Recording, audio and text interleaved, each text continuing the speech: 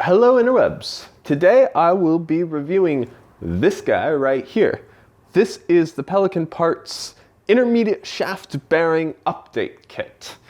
And when I first did the IMS project, this was not available. It was out of stock, it had been out of stock forever, but it is now available. And when it became available, I bought one because it is pretty reasonably priced and I really wanted to check it out. So I've got it in my hand. The entire thing is crammed in this little box. Let's take a look at it. Let's see, we've got set screws to hold the intermediate shaft in place. Not necessary and not what I did in my videos because I locked the camshafts, but it's nice. We've got a clip for the single row bearing and a spacer for the single row bearing, marked S.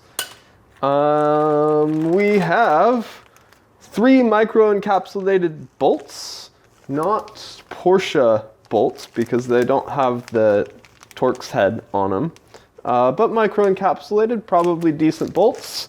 For the flange, we have the IMS bearing itself with a new updated center bolt. And let's see. Dual row spacers, snap locks, etc. marked with a D. The flange seals, and that's it. So, what do I think about this? It seems quality. Let's talk about this bearing, because I know that's really kind of the most important thing.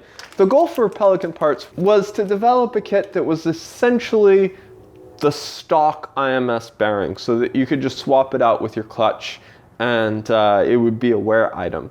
I think that's a really great idea because you'll probably want to go in there and inspect it anyway, unless you have like a planer bearing or something really permanent.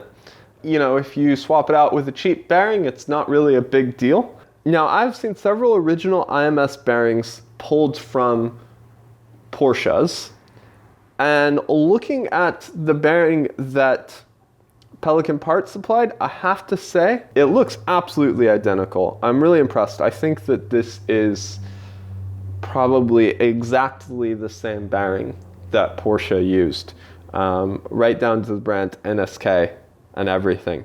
So if you have a single row bearing car and you want to replace it back to stock, I think this is a great option. It looks like a high quality bearing, great new center bolt, everything you need.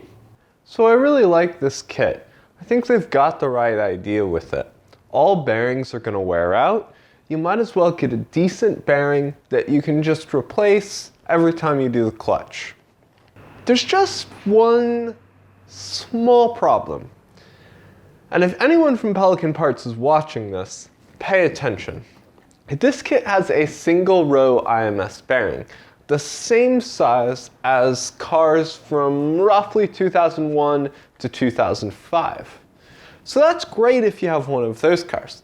But if you have an earlier Porsche 911 or Boxster, then your car probably has a dual row IMS bearing. Now this kit has spacers so that you can replace that wider, larger dual row bearing with this smaller row bearing. So it still works, but the single row bearing has had a lot more failures than the dual row bearing.